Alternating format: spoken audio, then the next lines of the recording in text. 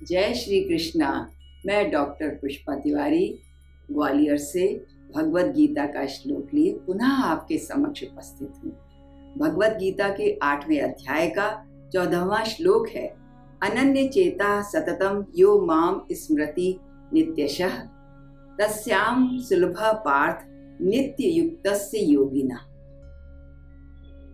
भगवान कृष्ण कहते हैं अनन्य चेता, जो भगवान के सिवा किसी के लिए ना, जिसका चित्त मचलता हो, जिसका आश्रय सिर्फ भगवान हो, वो अनन्य चित्त वाले कहलाते हैं। नित्यशः माने जिस दिन से भगवान का के लिए भक्ति जागी है कि जब मुझे भगवान का स्मरण करना है, उससे लेके मृत्यु तक नित्यशः कहलाता है, सदा सर्वदा। और जब से नींद खुले और तब से जब सोने जाते हैं तब से वो कहलाता है सततम। जो लगातार भगवान का स्मरण करता है, भगवान उसके लिए सुलभ है, सुगमता से प्राप्त हो जाते हैं। नित्य युक्त माने जिसको जो भगवान का ही है और भगवान मेरे हैं, ऐसे नित्य संबंध में जो युक्त रहता है वो नित्य युक्त योगी कहलाता है।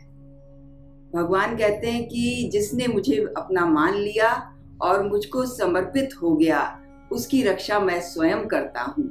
जैसे किसी वस्तु का आप बीमा कराते हैं तो उसके बिगड़ने फूटने का आपको कोई डर नहीं रहता है। इसी तरह से अगर आप भगवान के लिए रहते हैं तो भगवान आपकी सारी जिम्मेदारी अपने ऊपर ले लेते हैं। जैसे आपने देखा है, माता शबरी ने प्रभु श्री रामचंद्र जी को हमेशा याद किया, उनकी भक्ति में लीन रही। उसी दृढ़ भक्ति से माता शबरी ने प्रभु श्री राम को पा लिया।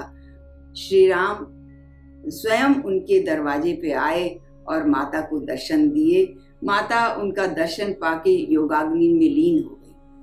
तो जिसने ईश्वर को चाहा है वही ईश्वर को प्राप्त कर सकता है। इसी बात को गोस्वामी तुलसीदास जी ने रामचरितमानस में भी लिखा है, मन क्रम वचन कपट तजी जो कर भूसर सेव मोहि समेत बिरंच शिव बस ताके सब देव। जो मन क्रम वचन से कपट का त्याग करके जो मानवों की सेवा करता है, मुझ समेत, भगवान कहते हैं मुझ समेत ब्रह्मा और शिव सब उसके वश में हो जाते हैं। जय श्री कृष्ण।